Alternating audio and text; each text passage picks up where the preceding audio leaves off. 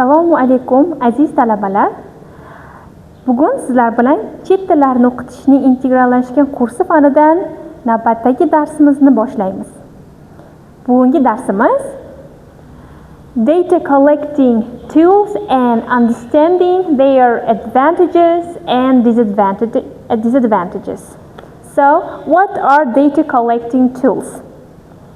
So here, as you see in the PPT, what is a data collection tool? It says that data collection tools refer to the devices or instruments used to collect data of your students, it means, yes?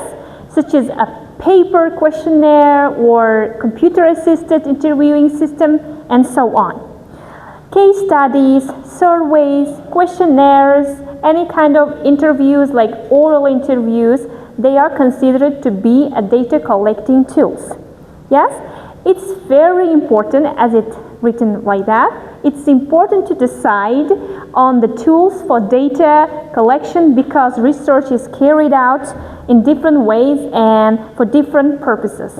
Yes, for example, you're conducting a questionnaire and you want to know about for example, your students' background knowledge or their interest or their need, you just conduct a questionnaire, and based on this questionnaire, you can, for example, assign different types of tasks based on their level, based on their interest and their motivation, for example.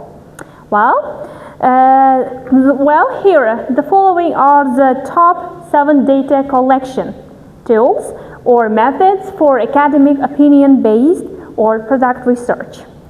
Well, also it discussed in detail are the nature, pros and cons of each one. At the end of this segment, you will be best informed about which method best suits your research. Here, the first one is interview. As I said, it's maybe oral interview. You just conduct an oral interview with your students in order to know about their learning styles, for example. Yes?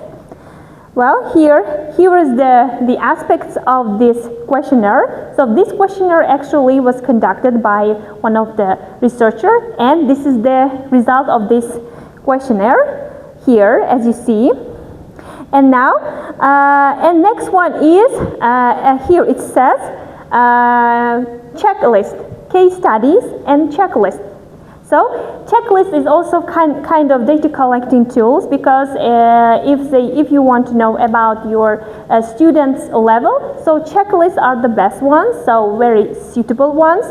So you just give them the questionnaire, you give them the question papers, and then the best suitable ones, they just check it, tick, yeah, they just put a tick on the list, so which best describes their position, for example. Yes. Next one is observation. So you just observe them. Yes, just sitting on your table and sitting on your chair, and just as a teacher, you just observe them, how they are learning, what kinds of motivation, for example, they need, or what kind of needs they have, and then you just observe them about their learning styles, their preferences, and so on. Well, next one is surveys. Surveys and the questionnaires are the same because you just give them a full of questions papers, and then based on the questionnaires and surveys questions, they just write down, or they just put a tick, or just select ones that best describe them or the best suitable for them, for example. Yes? Well, here are, as you see, here are the best data collecting tools.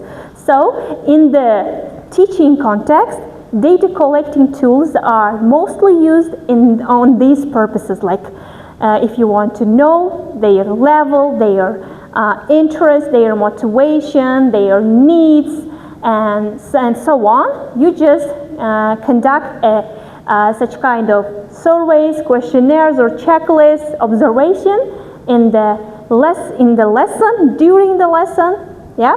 So I think, I hope this will be very useful, and this is the end of our lesson. Thank you so much. Goodbye.